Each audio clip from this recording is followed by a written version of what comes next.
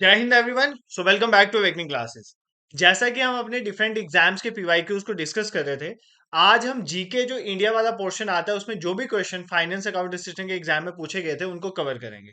चाहे आपका junior assistant का एग्जाम है या एफए का एग्जाम है, दोनों ही के सिलेबस में ये टॉपिक मेंशन है। और आज हम जस्ट क्वेश्चन नहीं देखेंगे कौन से आए थे, उसके साथ साथ उसके कंसेप्ट को भी रिवाइज करेंगे। और मैं ये भी बताता चलूंगा आपको कि किन किन टॉपिक से किस किस तरह के क्वेश्चन फ्रेम होते हैं। ठीक है, तो बिल्कुल कंसंट्रेशन से आप लेक्चर देखेंगे। जिस भी एग्जाम की प्रिपरेशन कर रहे हो अगर जम्मू कश्मीर के, तो आपके लिए ये वीडियो बहुत हेल्पफुल रहेगी। सो बिना टाइम वेस्ट के लेक्चर को स्टार्ट करते हैं। The very first question is arrange the following in chronological order. ठीक है, आपको अगर इस पेपर को ध्यान से देखोगे ना, तो बहुत सारे क्वेश्चन क्रोनोलॉजी के पूछे जाते हैं जेकेएसएसबी में।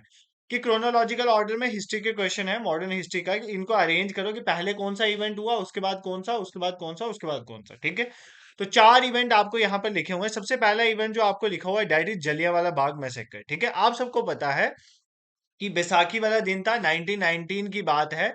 13 अप्रैल 1919 की बात है।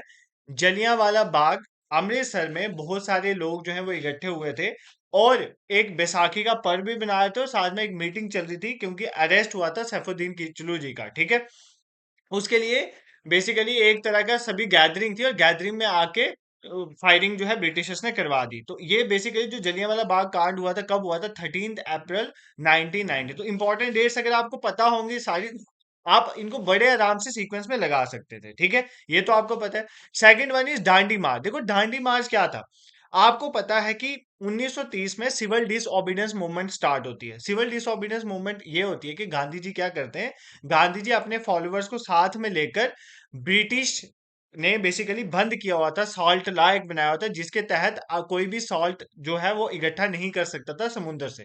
तो गांधी जी क्या करते हैं, अपने आश्रम से निकलते हैं और दांडी की तरफ मूव करना शुरू हो जाते हैं। और दांडी में पहुंच के वो क्या करते हैं, सॉल्ट लॉ को ब्रेक करते हैं, जिसको आप सिविल डिसओबीडियंस मूवमेंट या दांडी मार्च के नाम से जानते हो। ठीक है, तो किस दिन ये पहुंचे थे, ये बेसिकली समुद्र के तट पे पहुंचे थे 6 अप्रैल। कब पहुंचे थे, 6 अप्रैल 1930 में इन्होंने साल्ट को कलेक्ट किया था। और बेसिकली आपका क्या हुआ था, इसी बेसिकली ये जो पूरी उनकी जर्नी थी इसी को बोलते हैं दांडी मार्च। तो ये कब हुआ था, 1930 में।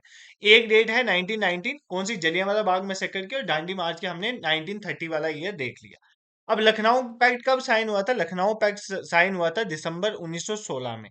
1916 में लखनऊ पैक्ट साइन होता है जिसमें इंडियन नेशनल कांग्रेस और ऑल इंडिया मुस्लिम लीग जो है वो आपस में थोड़ा इकट्ठे आती हैं और वो मिलकर सेल्फ गवर्नेंस की बात करने लगी थी। आप सबको पता है इसमें दो इवेंट हुए थे, एक एक्सट्रीमिस्ट और मॉडरेट्स भी आपस में इकट्ठे हुए थे, और दूसरी बात जो इंडियन नेशनल कांग्रेस है और मुस्लिम लीग है वो भी आपस में इकट्ठे हुई थी। तो 1916 का लखनऊ पैक्ट आपको पता होना चाहिए। और सबसे लास्ट जो आपका है क्विट इंडिया मूवमेंट, आप सबको पता है 8 अगस्त 1942, ये डेट एग्जैक्टली याद करना एग्जाम में पूछता है।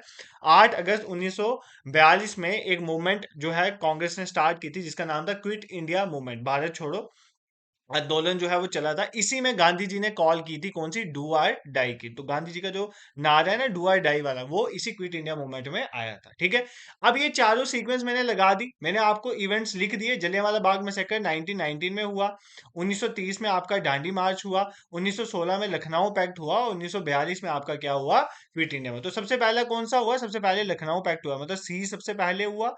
उसके बाद जलियांवाला बाग मैसेकर हुआ तो ए, उसके बाद हमारा दांडी मार्च हुआ बी, और सबसे लास्ट पे क्विट इंडिया मूवमेंट। तो C A B D is the answer. तो ऑप्शन बी इस क्वेश्चन का करेक्ट आंसर था। ठीक है, फ्रीडम स्ट्रगल की एक सिंगल, देखो अब तो ये तो पढ़ा दिए क्वेश्चन, ये बता दिए कैसे पढ़ना है। अब आप एक काम करना, आप हिस्ट्री वाली प्लेलिस्ट पे जाओ, वहां पर फ्रीडम स्ट्रगल, या आप लिख लो freedom struggle marathon awakening classes, एक सिंगल वीडियो में सारे इंपॉर्टेंट इवेंट्स जो हुए थे मैंने सारे आपको याद करवाए थे कब कब हुए। अगर आपने वो वीडियो भी देखी होती ये क्वेश्चन आराम से हो जाना था। तो बेसिकली आपको मॉडर्न हिस्ट्री से ये पता चला कि जो भी इंपॉर्टेंट इवेंट हुए हैं हिस्ट्री में, आपको उनकी डेट्स पता होनी चाहिए, एटलीस्ट ईयर तो पता होना चाहिए, ताकि आप क्रोनोलॉजिकली उसको लगा सको। तो पहला एक आपका कंसेप्ट आपको यहाँ से सीखने को मिला। ठीक है, अब ये जो 13 क्वेश्चन 14 15 ये क्वेश्चन मैं अभी नहीं पढ़ा रहा हूँ, ये क्वेश्चन अबाउट जम्मू कश्मीर है। और कल ही मैंने लेक्चर अपलोड किया था जम्मू कश्मीर के पीवाईक्यूज प्लस कंसेप्ट का, जिसने नहीं देखा है मैं at the end of the video description में डाल दूंगा, उसको कवर करो। जो भी इस पेपर में जम्मू कश्मीर के क्वेश्चन आए थे वो सारे मैंने विद कंसेप्ट आपको समझाए, चाहे आप जूनियर असिस्टेंट के बच्चे या एफए के बच्चे हो या किसी और एग्जाम की प्रिपेयर कर रहे हो, आपके लिए वीडियो जो है वो हेल्पफुल रहेगी। ठीक है, अब हम नेक्स्ट क्वेश्चन चलते हैं। नेक्स्ट क्वेश्चन जो था ये सारे जम्मू कश्मीर के क्वेश्चन जो ऑलरेडी मैं आपको पढ़ा चुका हूँ। Next question is question number 20। ठीक है, वो हमने देखना है। Arrange the following states in order from north to south. आपको स्टेट्स को लगाना है नॉर्थ टू साउथ, सबसे नॉर्थ पे कौन सी है और सबसे साउथ कौन सी है। देखो पहले आपको डायरेक्शन पता होनी चाहिए। सबसे ये वाली डायरेक्शन नॉर्थ है, ये साउथ है, ये हमारी ईस्ट डायरेक्शन है, ये वेस्ट है। तो आपने नॉर्थ से साउथ लगाना, मतलब सबसे ऊपर नॉर्थ वाली और सबसे साउथ पे लास्ट पे उसको लगाना है। ठीक है, इस तरह से आपको अरेंज करना है। ठीक है, देखो मुझे तो ना ये क्वेश्चन करने में किसी चीज की जरूरत नहीं पड़ती, क्यों? क्योंकि मैंने मैप इतनी बार इंडिया का देखा, मुझे सारी स्टेट ऑलमोस्ट ऑलमोस्ट नहीं, स्टेट्स तो सारी याद है कौन सी कहाँ पर है। ठीक है, तो इसकी वजह से नॉर्थ साउथ लगाने में दिक्कत ही नहीं आती। जैसे हिमाचल प्रदेश आपको पता है ऊपर है, ठीक है, हिमाचल प्रदेश ऊपर है। तमिलनाडु सबसे लास्ट में है। तेलंगाना थोड़ा तमिलनाडु से ऊपर है और मध्य प्रदेश कहीं बीच में आएगा। तो सबसे ये ए वाला हिमाचल प्रदेश ऊपर आएगा, तमिलनाडु जो है वो सबसे साउथ में आएगा, तेलंगाना उससे ऊपर आएगा और उसके ऊपर हमारा मध्य प्रदेश आ रहा है। तो सीक्वेंस क्या बनी? ADCB। क्या सीक्वेंस बनी? ADCB। तो option C is the correct answer. अगर आपको ये क्वेश्चन नहीं करना आता था तो मैं आपके लिए यहाँ पर मैप भी लगाया हुआ है। ठीक है, बट आपने क्या करना है, इस मैप को देखना है। ऐसे क्वेश्चन सारे मैप के थ्रू ही होते हैं। जैसे देखो नॉर्थ टू साउथ लगाना है, आपको क्या क्या ऑप्शन दिए? हिमाचल प्रदेश, तो सबसे ऊपर हिमाचल प्रदेश। फिर आपको एक ऑप्शन दिया था मध्य प्रदेश, तो मध्य प्रदेश हिमाचल प्रदेश के नीचे आता है। फिर आपको दिया है तेलंगाना, तेलंगाना उसके नीचे, और सबसे लास्ट पे आपका साउथ में क्या आता है? तमिलनाडु। ठीक है, मान लो आपको कल अभी थोड़ी देर मैप अपने दिमाग से मैप को इरेज करो और मैं आपको ऑप्शन देता हूँ वेस्ट बंगाल, सुनो, वेस्ट बंगाल, मध्य प्रदेश, गुजरात और छत्तीसगढ़। मैं आपको इनको बोलता हूं, आप इसको लगाओ ईस्ट टू वेस्ट, सबसे ईस्ट पे कौन है, सबसे वेस्ट कौन सा है। तो आपको अगर मैप याद होगा तो आप यहां पर देखोगे वेस्ट बंगाल सबसे ईस्ट में है, उसके बाद यहाँ पर छत्तीसगढ़ आता है, उसके बाद हमारा मध्य प्रदेश आता है, उसके बाद आता है गुजरात। तो अगर मैं ईस्ट से वेस्ट लगाने के बोलूंगा तो सबसे पहले वेस्ट बंगाल आएगा। ये देखो ना, ईस्ट में, सबसे ईस्ट में, इन चारों में ईस्ट में वेस्ट बंगाल है। फिर छत्तीसगढ़ आएगा, फिर मध्य प्रदेश आएगा, फिर गुजरात आएगा। तो आपने ऐसे क्वेश्चन करने के लिए आपको मैप देखना पड़ेगा। अगर आप मैप नहीं देख रहे हो तो ऐसे क्वेश्चन नहीं होते। तो थोड़ा थोड़ा मैप को भी देखो। ये क्या होता है, देखो ये कैसे पढ़ना होता है। ये कोई रट्टा मारने वाली चीजें नहीं होती हैं। जैसे मान लो आपने अपने पूरे दिन स्टडी करा, आपने पूरा दिन काफी चीजें लर्न करने वाली करी, बहुत सारी चीजें रट्टे वाली भी होती हैं। बट शाम को आपने जब आपने क्लोजिंग करनी है दिन के टाइम में, जब आप थक चुके हो, आपने इंडिया का मैप खोल के देखना है, इंपॉर्टेंट इंपॉर्टेंट चीजें इसको पढ़ना है। जैसे अभी एग्जाम हुआ था, अभी केएस के प्रीलिम्स में क्वेश्चन आया था कि हमारी जो लॉन्गिट्यूडनल एक्सटेंशन जो है इंडिया की क्या है। आप सबको पता है 68 डिग्री 7 मिनट ईस्ट से लेकर 97 डिग्री 25 मिनट ईस्ट तक है। तो ये सब चीजें जब आप मैप्स देखोगे तो आप कवर करोगे। इसी तरह रात को सोने से पहले मैप देख लो, ऐसे ही प्रिपरेशन होती है। इसी तरह वर्ल्ड मैप भी इसी तरह से आपको देखना है, तो आपके क्वेश्चन जो है कवर होते रहेंगे। ठीक है, नेक्स्ट क्वेश्चन देखो, क्वेश्चन नंबर 21 क्या आया था? Consider the following pairs. ये सारे पेयर्स हैं आपके पास, हमें बताना है बेसिकली कौन सा नेशनल पार्क कौन सी स्टेट में है।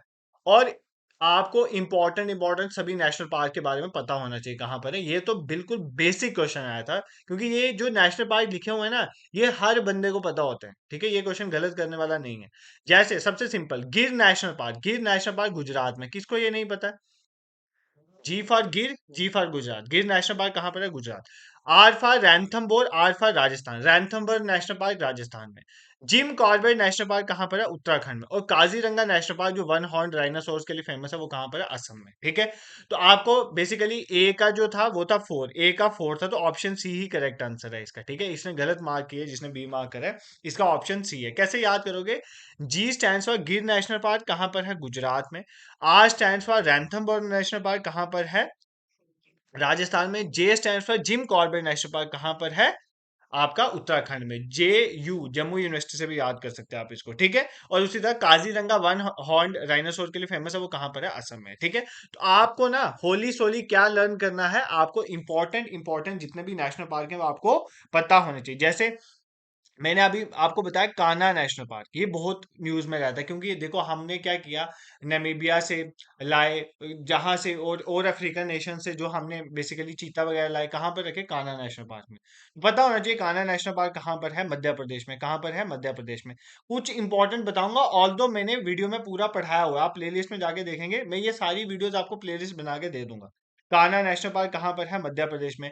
एक माधव नेशनल पार्क है मध्य प्रदेश में। बांधवगढ़ नेशनल पार्क, ये भी एग्जाम में पूछता है, बांधवगढ़, बांधवगढ़ ये कहाँ पर है, ये सारे मध्य प्रदेश के हैं, ठीक है। पेंचवाला कहाँ पर है, ये पूछता है, पेंचवाला कहाँ पर है, मध्य प्रदेश। इसी तरह स्टेट वाइज याद कर लो, जैसे मध्य प्रदेश के देख लो। फिर कर्नाटका में एक सबसे इंपॉर्टेंट जो पूछता है, बांडीपुर। बांडीपुर नेशनल पार्क, कभी भी गलती से ये जम्मू कश्मीर मार्क नहीं करना। बांडीपुर नेशनल पार्क कहाँ पर है, बांडीपुर नेशनल पार्क कर्नाटका में। कहाँ पर है, कर्नाटका में, ठीक है। ये आपको याद रखना है, ऐसे ही क्वेश्चन तो एग्जाम में आते हैं, और तो नहीं कुछ आ रहा है, यही कुछ पूछ रहा है वो। फिर एक आपको पता है मणिपुर का Keibul Lamjao national park. Keibul Lamjao national park ये कहाँ पर है, ये हमारा मणिपुर में है, ठीक है। नॉर्थ ईस्ट के दो इंपॉर्टेंट है जो पूछता है, एक है कंचनजुंगा। कंचनजुंगा कहाँ का है, कंचनजुंगा कहाँ का है, स्पेलिंग देख लेना है। कंचनजुंगा कहाँ का है, कंचनजुंगा सिक्किम का है, ठीक है। ये नॉर्थ ईस्ट के पूछता है, कंचनजुंगा कहाँ का है, सिक्किम का है, ठीक है। उसका उड़ीसा का सिमलीपल पूछता है।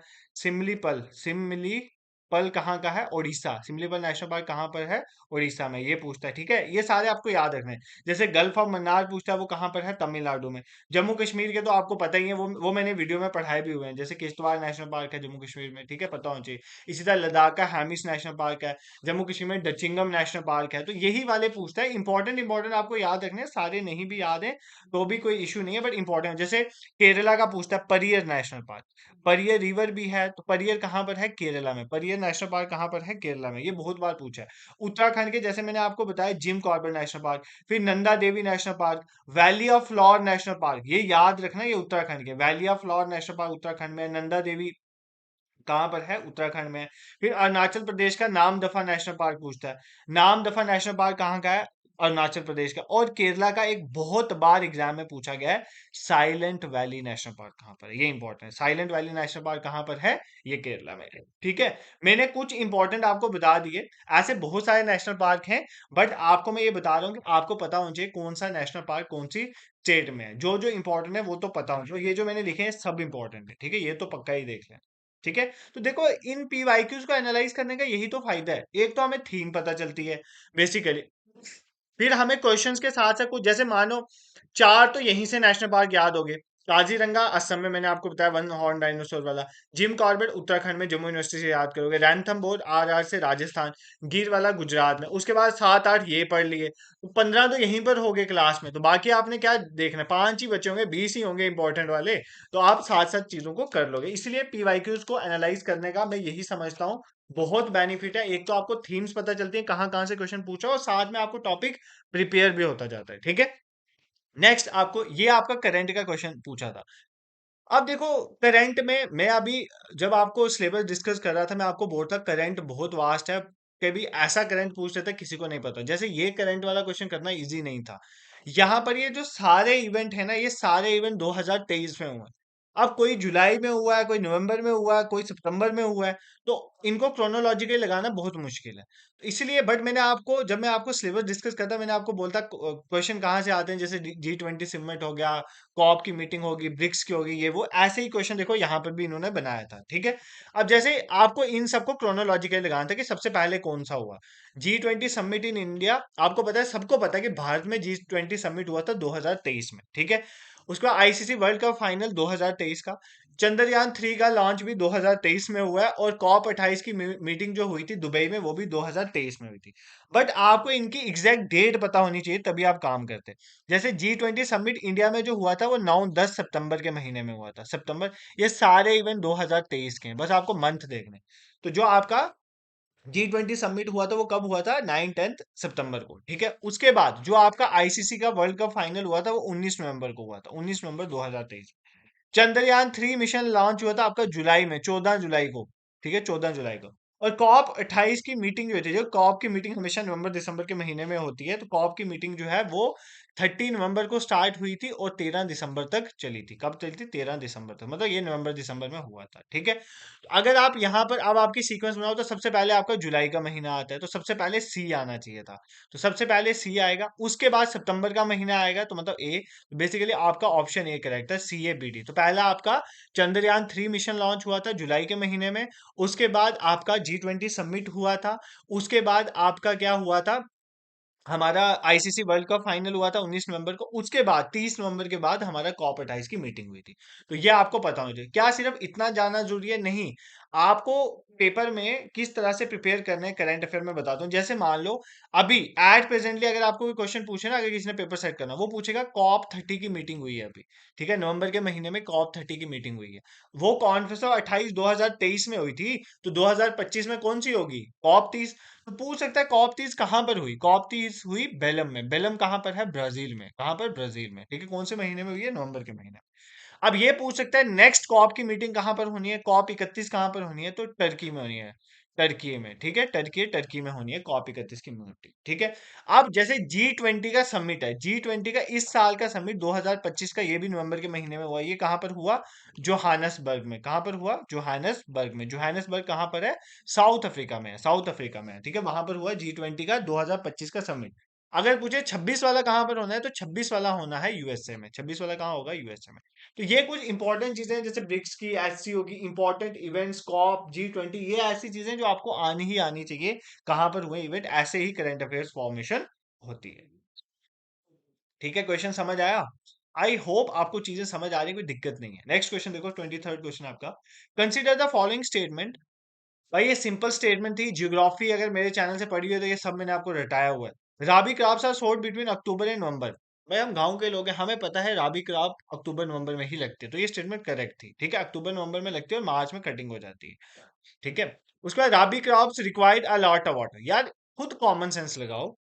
जो फसल अक्टूबर नवंबर में लगी और मार्च अप्रैल में काटने हो रही है सर्दियों के दिनों में, क्या सर्दियों में बारिशें ज्यादा होती है? नहीं। इसका मतलब उसको लॉट ऑफ वाटर नहीं चाहिए।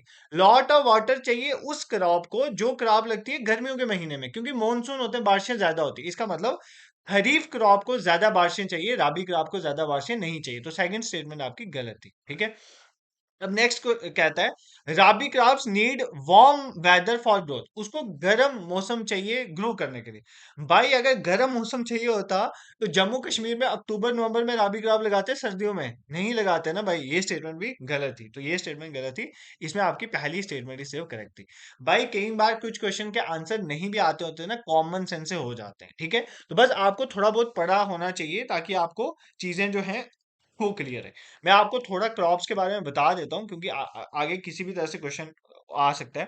देखो सबसे पहले हमारे पास अगर हम बात करें, मैं खरीफ से बात कर रहा हूँ। एक होती है हमारे हमारे पास तीन मेजर क्रॉप्स होती हैं। एक होती है खरीफ क्रॉप्स, एक होती है हमारे पास खरीफ के बाद लगती हैं जो राबी क्रॉप्स, और एक उसके बाद होती है जैयद क्रॉप्स। जैयद क्रॉप, ठीक है।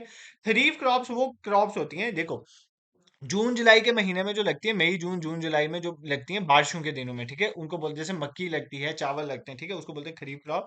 और इसकी कटिंग कब होती है? इसकी हार्वेस्टिंग जो होती है, हार्वेस्टिंग होती है अक्टूबर के महीने में, सितंबर अक्टूबर में इसकी कटिंग हो जाती है। ठीक है, राबी क्रॉप्स वो होती है जो अक्टूबर के महीने में हम इनको शो करते हैं, लगाते हैं, और इनकी कटिंग होती है मार्च अप्रैल में। कब कटिंग होती है? मार्च अप्रैल में। ठीक है, मार्च अप्रैल में जो अभी चल रही है, अभी आपकी राबी क्रॉप्स ही लग रही है ना। ठीक है, अभी आपने क्या लगाया हुआ है?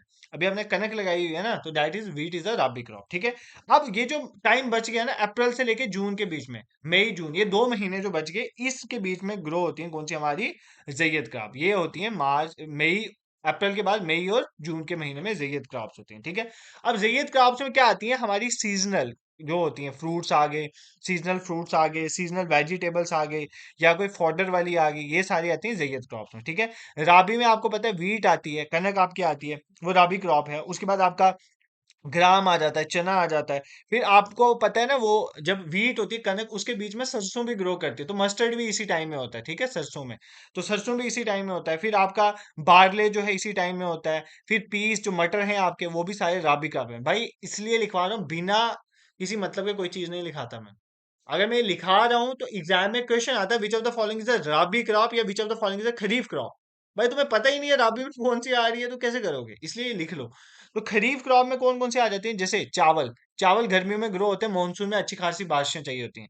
मक्की, मक्की गर्मियों में ग्रो होती है, क्यों? क्योंकि इसको बारिशें और गर्म मौसम चाहिए होता है, ठीक है। तो मेज यहाँ पे आ गया, फिर आपका ज्वार आ गया, फिर आपका बाजरा आ गया। ये सारी कौन सी क्रॉप्स हैं? खरीफ क्रॉप्स हैं। फिर आपका बेसिकली ग्राउंड नट आ गया, ठीक है, ग्राउंड नट आ गया। ग्राउंड नट भी तभी ग्रो होता है, कॉटन भी आपका तभी ग्रो होता है, ठीक है। उसके बाद आपका जो सोयाबीन है, मूंग की दाल है, ठीक है, मूंग की दाल, उड़द है, सोयाबीन है, ये सारे खरीफ क्रॉप्स हैं, ठीक है। तो थोड़ी बहुत ही इंपॉर्टेंट मैंने बता दी आपको, सारी ऑलमोस्ट यही पूछता है एग्जाम में, इससे बाहर नहीं पूछता है यार। तो आपने सिंपली याद रखना है, खरीफ क्रॉप है जो जून में लगेंगी और हार्वेस्टिंग अक्टूबर में हो जाएगी। राइस, मेज, ज्वार, बाजरा, ग्राउंड नट, ये सारी इसमें आ जाती है। रबी क्रॉप्स जो होती है वो अक्टूबर में लगेंगी, मार्च अप्रैल में कटिंग हो जाएगी। इसमें वीट, ग्राम, मस्टर्ड, बार्ले, पीस, ये सब आ जाएगा। फिर ज़ैद क्रॉप्स मई जून में, ये सीजनल फ्रूट्स और वेजिटेबल्स वाली क्रॉप होंगी। और ये क्वेश्चन आपको बिल्कुल समझ आ गया, इसमें आपको कोई दिक्कत नहीं है, ठीक है। This is clear. I hope चीजें आपको समझ आ रही हैं। नेक्स्ट क्वेश्चन क्या है? The population growth rate means, growth rate, population में ग्रोथ रेट का मतलब क्या होता है?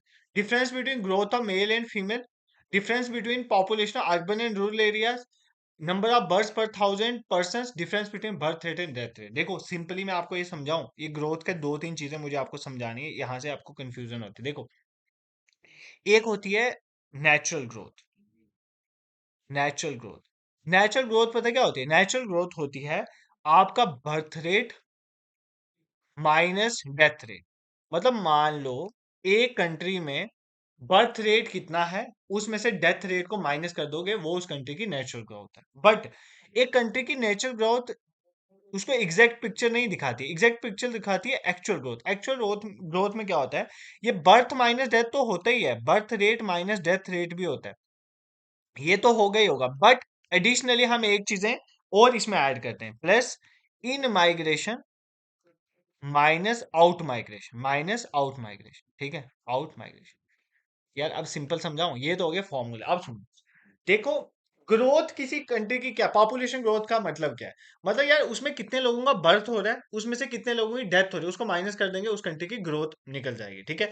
मान लो जैसे इंडिया में 5 लाख जो है जन्म हो रहे हैं और 3 लाख डेथ हो रही है, ठीक है। तो 5 लाख में से 3 लाख को माइनस किया तो 2 लाख आपकी ग्रोथ है, ठीक है।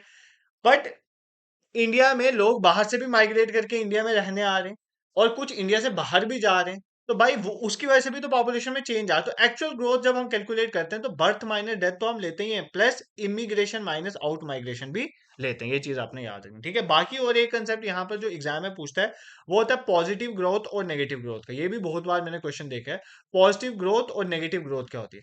देखो पॉजिटिव ग्रोथ का मतलब है जहां पर बर्थ ज्यादा हो रहे हैं डेथ से, या हम बोले जहां पर इमिग्रेशन ज्यादा हो रही है आउट माइग्रेशन से। मतलब जहां पर या तो ज्यादा बच्चों के जन्म हो रहे हैं, डेथ कम हो रही है, या तो बाहर से लोग ज्यादा रहने आ रहे हैं और इधर से बाहर कम जा रहे हैं, ऐसी ग्रोथ को बोलते हैं पॉजिटिव। मतलब जहां पर पॉपुलेशन बढ़ रही है तो पॉजिटिव ग्रोथ, और जहां पे पॉपुलेशन घट रही है वहां पे नेगेटिव। मतलब जहां पे बर्थ डेथ से कम होगा उसको हम बोलेंगे नेगेटिव ग्रोथ। अब ये क्वेश्चन क्या था, अब इस क्वेश्चन में कुछ है पढ़ने वाला? पॉपुलेशन ग्रोथ का मतलब क्या है? Difference between birth rate and death rate. अगर एक्चुअल पॉपुलेशन ग्रोथ बोलता तो यहाँ पर इन माइग्रेशन माइनस आउट माइग्रेशन को भी आपने कंसिडर करना था, ठीक है। This is clear. कोई दिक्कत है? नहीं होनी चाहिए यार, समझ आ रहा है मुझे लगता है आपको। बाकी तो आप मुझे कमेंट सेक्शन में बताओ। नेक्स्ट क्वेश्चन में 25 आपका क्या कहता है? देखो ये क्वेश्चन भी मैं कल ऑलरेडी डिस्कस करवा चुका हूँ, जम्मू कश्मीर का क्वेश्चन था। कौन सी टूरिस्ट प्लेसेस कालाहुई ग्लेशियर लोकेटेड है? कालाहुई ग्लेशियर कहाँ पर था? पहलगाम में। मानसबल के बारे में बताया था, supreme gem of all Kashmiri lake. फिर गुलमर्ग कहाँ पर है? फिर सोनामर्ग गांदरबल में है, गुलमर्ग जो है बारामूला में। ये सब आपको मैंने समझाया था, ठीक है। तो ये आप उस वीडियो से कवर कर लोगे। हमने देखना है 26 क्वेश्चन। 26 क्वेश्चन कहता है, कंसीडर द फॉलोइंग पेयर्स। भाई लेक्स का एग्जाम में क्वेश्चन आता है, ठीक है। लेक कौन सी स्टेट में, ये एग्जाम में क्वेश्चन आता है, तो ये आपको पढ़ के ही जाना है, ठीक है। जैसे यहाँ पर आपका था, हुसैन सागर लेक कहाँ पर है? पुलिकट लेक, डल लेक, लोकतक लेक। तो डल लेक सबको पता है जम्मू कश्मीर में है। डल लेक कहाँ पर है? जम्मू कश्मीर में, ये सबको पता था, ठीक है।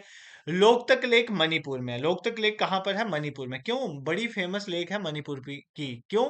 यहाँ पर आपको फुमडीज मिलती हैं। केबुल लामजाओ नेशनल पार्क भी यहीं पर है, तो ये बहुत न्यूज में रहता है। लोकतक लेक कहाँ पर है? मणिपुर में। हुसैन सागर जो है बेसिकली हमारा वो है तेलंगाना में। हुसैन सागर लेक कहाँ पर है? तेलंगाना में। पुलिकट लेक कहाँ पर है? आंध्र प्रदेश, ठीक है।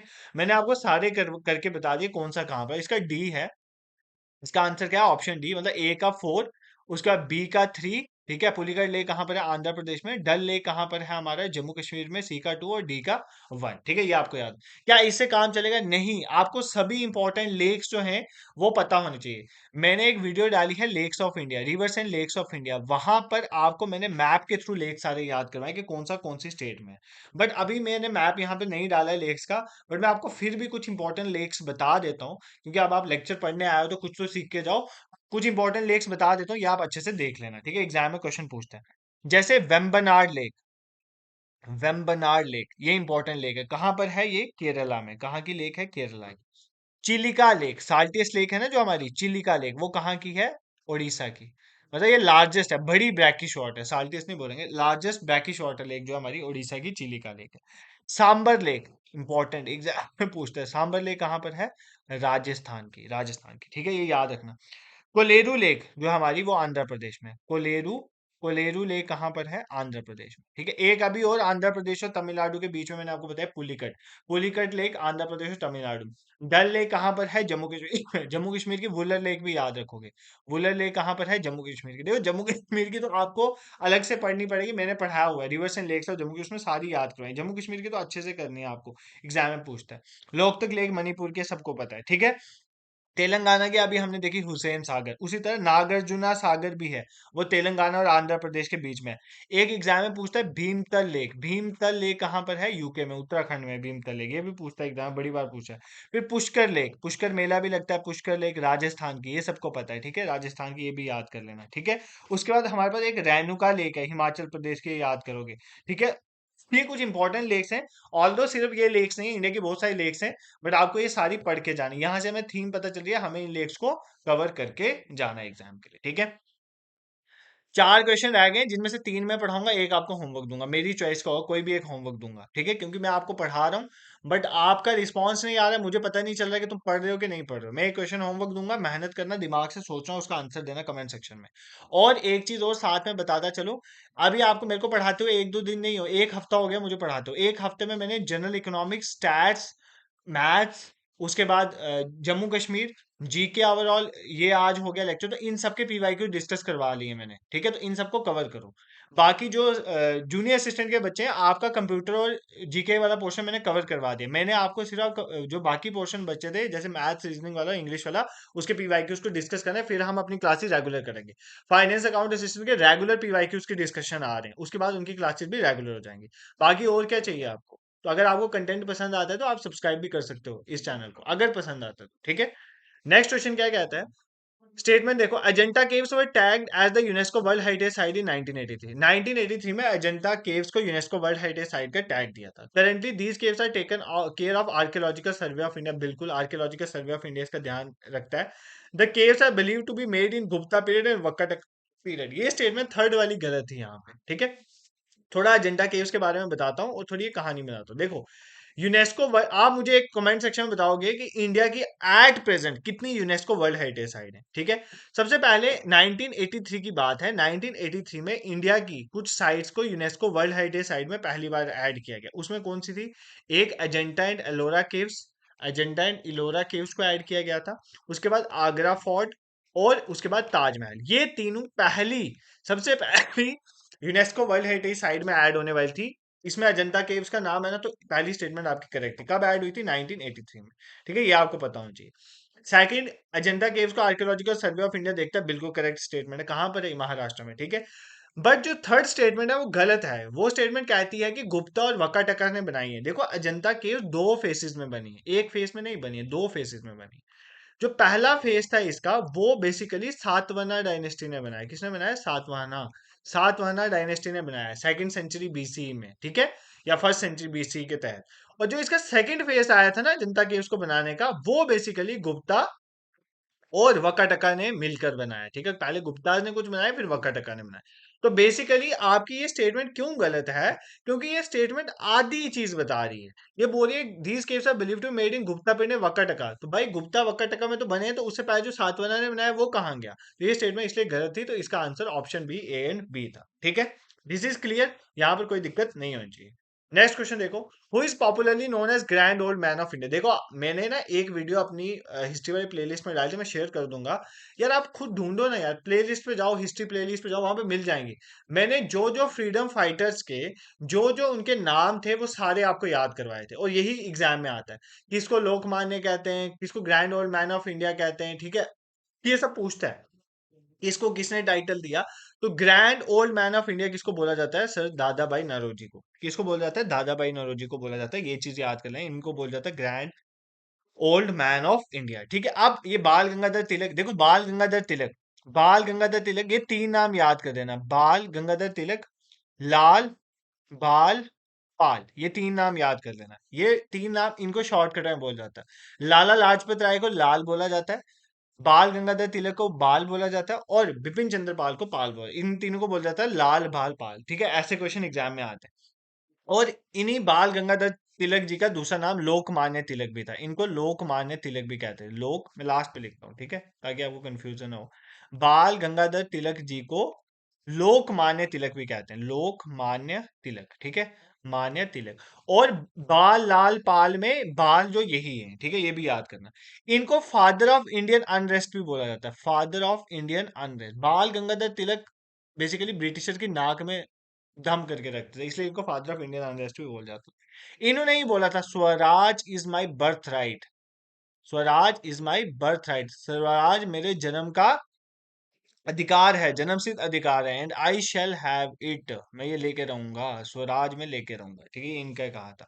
ठीक है, उसके बाद आपके क्या ऑप्शन है वो भी देख लेते हैं, उनको भी कुछ बोलते हैं। जैसे गोपाल कृष्ण गोखले, गोपाल कृष्ण गोखले जी बेसिकली ये पॉलिटिकल गुरु थे गांधी जी के। पॉलिटिकल गुरु या मेंटर बोला जाता है इनको गांधी जी का। ठीक है, गांधी जी के बारे में सबको पता है, फादर ऑफ नेशन के बोला जाता है। और आप मुझे कमेंट्स में बताएं इनको फादर ऑफ नेशन किसने बोला था?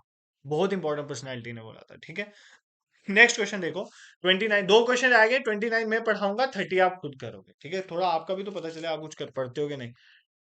क्वेश्चन में 29 कहता है कि आपने इन पेयर्स को मैच कर। देखो यार सिंपल है, आपको बेसिकली यहाँ पर दिए हुए हैं डैम्स, और डैम्स में आपको बताना है कौन सा डैम किस स्टेट में है। ठीक है, देखो डैम्स में किस तरह के क्वेश्चन आते हैं, मैं आपको क्लियर कट बता देता हूँ। आपको इस पोर्शन में से ये क्वेश्चन आएगा, या तो ये पूछ लेगा ये डैम किस रिवर में है, क्या पूछेगा ये डैम किस स्टेट में है। तो बस दो ही चीजें याद है, मतलब हर एक डैम का आपको पता होना चाहिए वो डैम कौन सी रिवर में है और कौन सी स्टेट में है। जैसे सरदार सरोवर डैम, सरदार सरोवर डैम कहाँ पर है? गुजरात में है। ठीक है, सरदार सरोवर डैम कहाँ पर है? गुजरात। टहरी डैम कहाँ पर है? उत्तराखंड में। टहरी डैम कहाँ पर है? उत्तराखंड में। कोयना डैम जो है हमारा वो महाराष्ट्र में, कोयना डैम महाराष्ट्र में है। और जो हमारा भवानी सागर डैम है बेसिकली वो कहाँ पर है? तमिलनाडु में, तमिलनाडु में। ठीक है, तो मैं आपको ये सारे रिवर्स भी बता देता हूँ कौन सी रिवर में है। ठीक है, देखो सबसे पहला हमने जो देखा, सबसे पहला हमने सरदार सरोवर डैम की बात करी। सरदार सरोवर डैम जो है वो कौन सी रिवर पे है? नर्मदा रिवर में। सरदार सरोवर डैम कौन सी रिवर पे है? नर्मदा रिवर पे है, और गुजरात में। ठीक है, जो भवानी सागर डैम है वो कौन सी रिवर में है? भवानी रिवर में। आपने सब बोलोगे मुझे, हमने कभी भवानी का नाम नहीं सुना। भवानी रिवर जो है वो ट्रिब्यूटरी है, किसकी ट्रिब्यूटरी है? कावेरी रिवर की। कौन सी रिवर की? कावेरी रिवर की। कावेरी का तो नाम सुना है ना। तो ये कहाँ पर है? तमिलनाडु में। देखो पहला हमने देखा Sardar Sarovar dam. Sardar Sarovar dam Narmada river पर है, नर्मदा का सबने नाम सुना हो तो गुजरात में। फिर हमने देखा भवानी सागर डैम, भवानी सागर डैम भवानी रिवर पे है। भवानी रिवर किसकी ट्रिब्यूटरी है? कावेरी की। और कहाँ पर है ये डैम? तमिलनाडु में। ठीक है, फिर हमने कोयना डैम देखा। कोयना डैम जो है वो कोयना ही रिवर पे है, इस रिवर का नाम भी कोयना ही है, बट कोयना रिवर आपको नहीं पता है। तो कोयना रिवर किसकी ट्रिब्यूटरी है? कृष्णा रिवर की ट्रिब्यूटरी है। कृष्णा रिवर आपको पता है महाराष्ट्र में फ्लो करती है, तो इसका आंसर महाराष्ट्र था। ठीक है, फिर हमने देखा, उसके बाद हमने देखा टहरी डैम। टहरी डैम कौन सी रिवर में है? भागीरथी में। तो भागीरथी किसकी ट्रिब्यूटरी है? गंगा की ट्रिब्यूटरी। भागीरथी में, भागीरथी गंगा की ट्रिब्यूटरी है, और कहां पर है ये? उत्तराखंड में, यूके आप याद करोगे। ठीक है, तो हमने क्या देखा, नर्मदा पे जो है सरदार सरोवर डैम है गुजरात में, भवानी वाला जो है बेसिकली वो भवानी रिवर में ट्रिब्यूटरी ऑफ कावेरी तमिलनाडु, और कोयना वाला जो है बेसिकली कोयना रिवर पे ही है, और कोयना रिवर कृष्णा की ट्रिब्यूटरी है इन महाराष्ट्र। और भगीरथी पे है हमारा टहरी डैम जो गंगा की ट्रिब्यूटरी है, और बेसिकली कहाँ पर है ये? उत्तराखंड में, ठीक है? और एक लास्ट क्वेश्चन मैं आपको होमवर्क दे रहा हूँ, जो आप मुझे कमेंट सेक्शन में इसका आंसर बताओगे। ये भी आप सिंपली कर सकते हो यार, इसमें कोई दिक्कत नहीं। इसमें एक तो यार ये सीधा-सीधा है, founder of Dogra dynasty Gulab Singh ji. इसके आंसर करके आप मुझे कमेंट सेक्शन में इसका आंसर सभी स्क्रीनशॉट लो, इस क्वेश्चन को ट्राई करो। और अगर आपको ये चीज़ें पसंद आ रही हैं, तो you can support us bye subscribing YouTube channel, और व्हाट्सएप और टेलीग्राम का लिंक मैं डिस्क्रिप्शन में डाल दूँगा, उसको ज़रूर जॉइन कर लेना। वहाँ से आपको कोई भी इन्फॉर्मेशन मैं शेयर करूँगा, और साथ में कमेंट सेक्शन में बताया करो क्या-क्या रिक्वायरमेंट है, दिस दैट मुझे पता चलेगा, और मैं इसी तरह से वीडियो आपके साथ टाइमली शेयर करता रहूँगा। पहले मुझे पीवाईक्यूज़ डिस्कस करने दो, आपके FA वालों के भी 2-3 टॉपिक ही रह गए, और जूनियर असिस्टेंट वालों का मुझे सिर्फ इंग्लिश और रीजनिंग और एप्टीट्यूड करवाना है। तो उसके बाद हम आपको रेगुलर क्लासेस के साथ एमसीक्यूज डिस्कस करेंगे। बाकी मैं आपको प्लेलिस्ट बना के दे दूंगा, जो मैंने ऑलरेडी पढ़ाया हुआ है। This is for today. Thank you so much for watching.